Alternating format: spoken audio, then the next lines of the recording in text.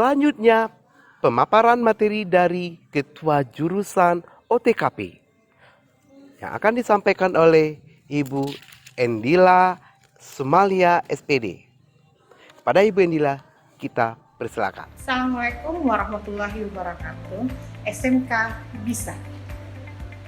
Selamat datang para peserta didik baru kompetensi keahlian otomatisasi tata kelola perkantoran di SMK Negeri 1 Solok Selatan. Perkenalkan, nama Ibu Endila Sumalia.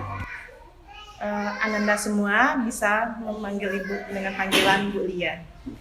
Pada kesempatan kali ini, sebagai Ketua Kompetensi Keahlian Otomatisasi Tata Kelola Perkantoran, Ibu akan menyampaikan materi seputar kompetensi keahlian kita, yaitu otomatisasi tata kelola perkantoran yang bisa disingkat dengan OTKP.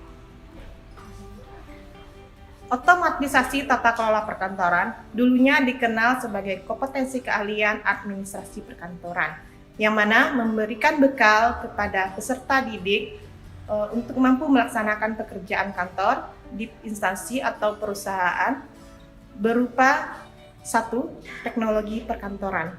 Teknologi perkantoran memberikan pengalaman belajar kepada peserta didik meliputi kegiatan mengetik cepat dan tepat, transaksi online, menguasai web blog, mengelola aplikasi Microsoft Office, dan menjelajahi dunia internet.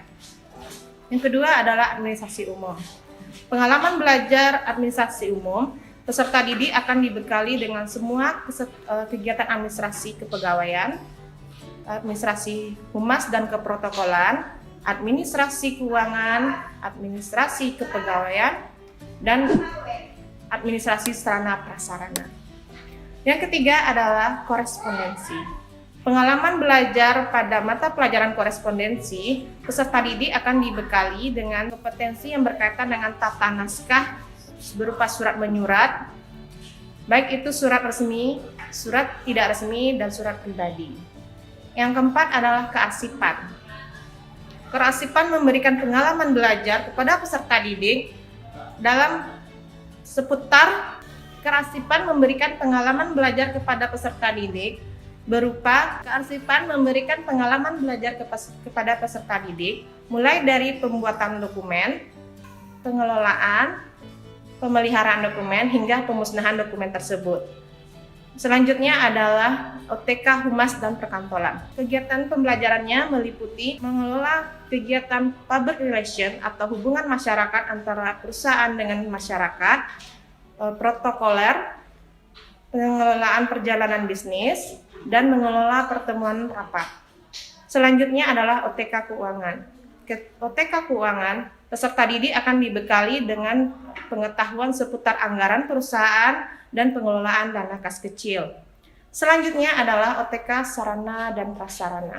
Pada pembelajaran di sini, peserta didik dibekali pengetahuan mulai dari perencanaan sarana prasarana, pengadaan, pengelolaan, pemeliharaan, dan pemusnahan sarana prasarana itu sendiri. Selanjutnya adalah OTK Kepegawaian.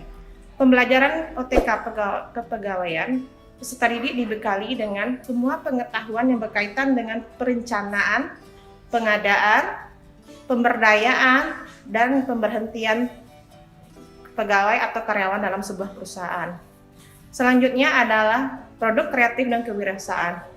Pembelajaran di produk kreatif dan kewirausahaan memberikan pengalaman kepada peserta didik dalam perencanaan usaha, pengelolaan usaha, dan pengajuan hak atas kekayaan intelektual.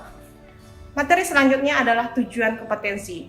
Tujuan kompetensi kita adalah menghasilkan lulusan yang mampu bersaing dalam melaksanakan pekerjaan kantor di perusahaan atau instansi, baik berupa pengetahuan, keterampilan maupun sikap dalam bekerja.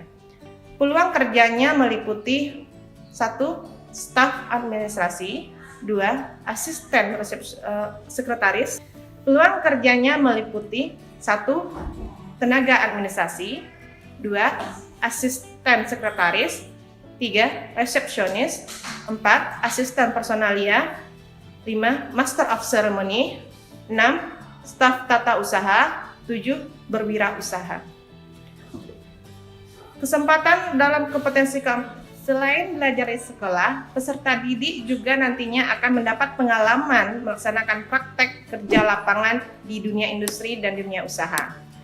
Untuk kompetensi keahlian OTKP, peserta didik dalam pelaksanaan PKL-nya mampu bekerja sebagai asisten sekretari. Selain pembelajaran di sekolah, peserta didik juga dilengkapi dengan pengalaman bekerja berupa praktek kerja lapangan di dunia usaha dan dunia industri.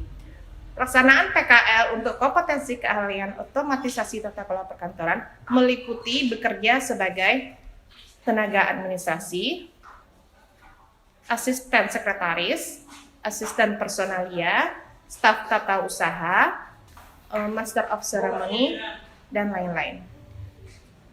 Dunia usaha dunia industri yang sudah bekerja sama dengan kompetensi keahlian kita terdiri dari dunia usaha dan dunia industri yang sudah bekerja sama dengan kompetensi keahlian otomatisasi dan tata kelola perkantoran dalam pelaksanaan PKL meliputi kantor pemerintahan daerah dan provinsi, dunia usaha dan dunia industri yang sudah bekerja sama dengan kompetensi keahlian otomatisasi tata kelola perkantoran dalam pelaksanaan PKL meliputi kantor pemerintahan daerah dan provinsi, bank, PT Semen Padang, Bank Perkreditan Rakyat, showroom sepeda motor,